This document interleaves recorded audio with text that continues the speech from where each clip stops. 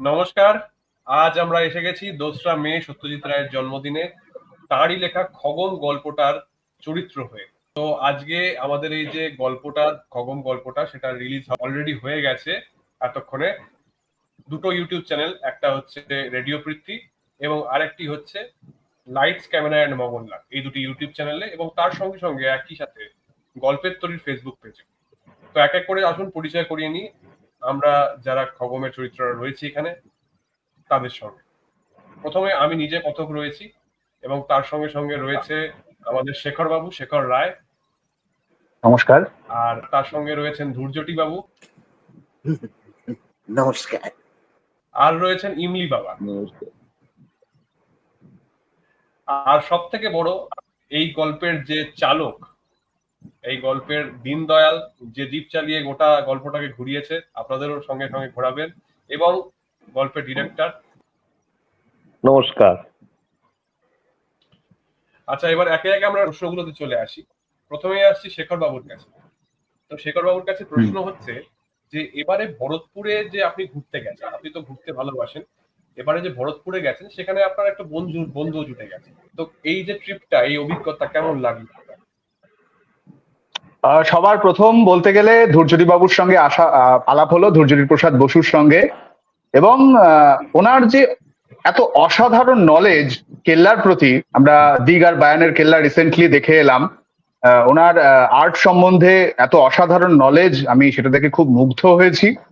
এবং এখানে আমরা শুনলাম যে কেয়ারটেকার লক্ষ্মণের কাছ থেকে, তো কেয়ারটেকার বললেন এখানে একজন নাকি সাধু বাবা আছেন, তিনি খুব ফেমাস, ইমলি বাবা। তো আমরা তার কাছে একটু যাব, তার সঙ্গে দেখা করতে।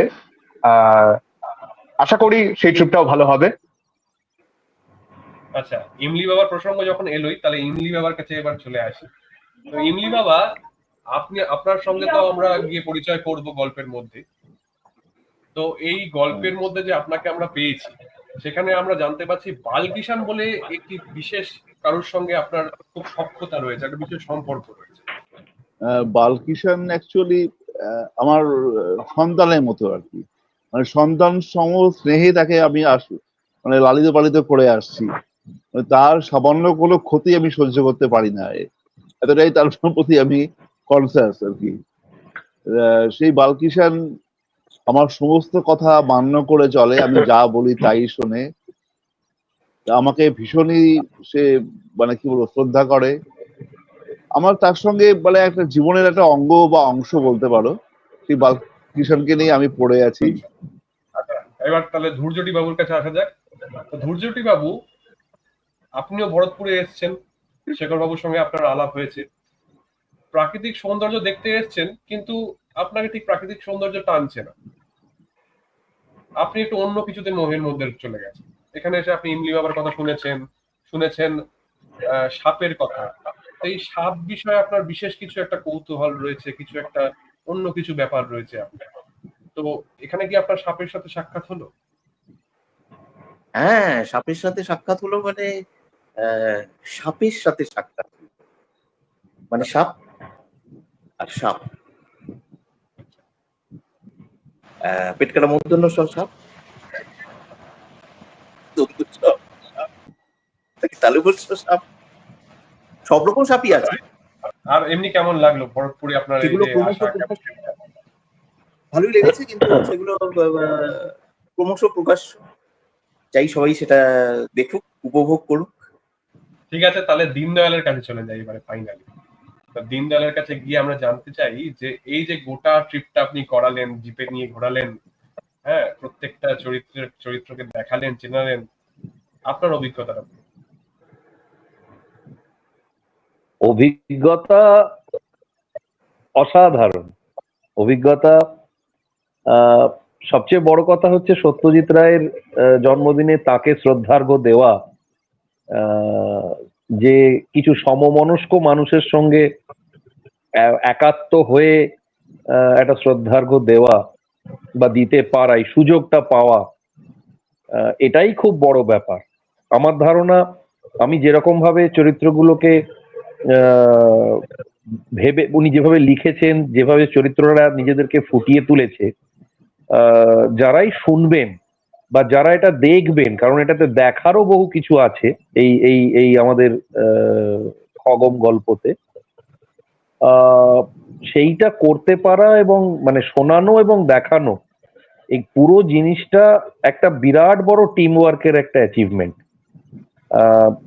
জিপ নিয়ে ঘুরে বিভিন্ন জায়গায় গিয়ে ইমলি বাবার কাছে বারে বারে ফিরে গিয়ে আমরা যা অ্যাডভেঞ্চার হয়েছে, যা দেখেছি, যা বানিয়েছি, বা যা আমরা সবাই মিলে করেছি, আমার ধারণা সকলেরই খুবই এনজয়েবল হবে ব্যাপারটা।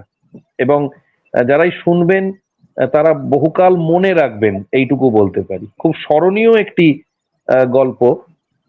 যতগুলো জায়গায়, যতগুলো চ্যানেলে, যতগুলো মানুষ এটাকে শেয়ার করবেন, যতজন এটা শুনবেন, প্রত্যেকেই খুব ভালো ভালো তাদের লাগবে।